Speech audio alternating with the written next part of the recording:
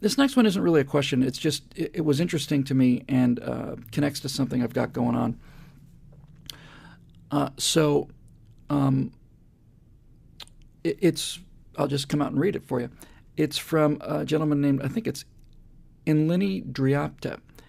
And he says, hello, Mr. Whittle, my name is Vlad. I don't live in the U.S. I don't have a U.S. citizenship, and I don't intend to apply for one. I'm just a Romanian blogger. Oh, I'm sorry, Linie Dreapta is the name of the group. Vlad is the guy who wrote in. And he talks about how much he loves America, talks about how Eastern Europe is watching us, talks about how many people in Eastern Europe, many people who live here who come from Eastern Europe, look at Barack Obama and this cult of personality and all of this socialism, all this government intrusion and everything, and they just go, we've seen this before, and it's not going to end well. And frankly, if America goes under, there's nothing left. The reason this caught my eye was because I do a number of speaking engagements, and I got a chance to, I got an offer to go to Romania by happy coincidence. Somebody wants me to go to Romania. It was going to be in November, middle of November, but they pushed it back, I think, to March or April or May or something of 13. And I was just thrilled to do that because I think the great thing about going to Romania or Poland or anywhere in Eastern Europe and talk about conservative values and Tea Party values, Republican values, I think the great thing about that would be the fact that you'd be starting with a blank piece of paper in terms of these ideas. You'd be dealing with people who had never heard it before, and because of that, I think they'd be much more susceptible to it. I think Romanians and Poles and Eastern Europeans would get the essence of America far better than most of the Americans that live in, certainly than the liberals that live in America.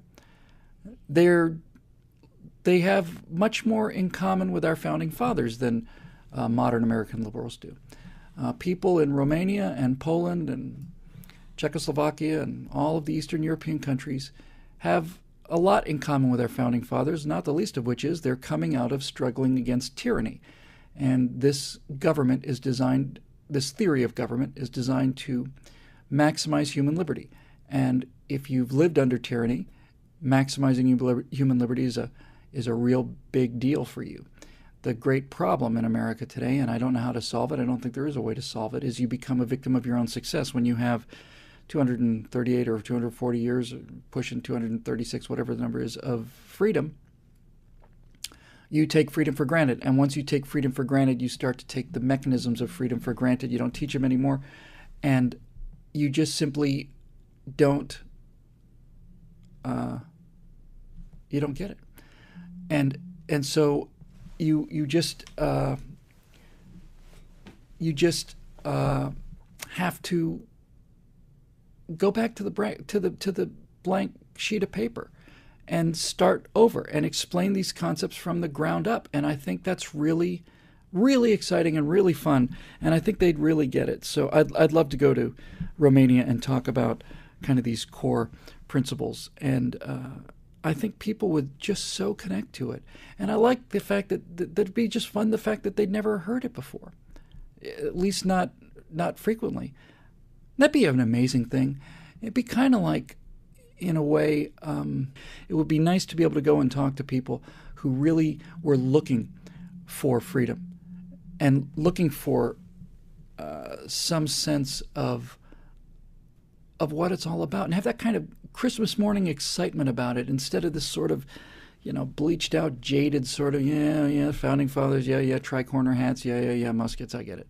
It'd be nice.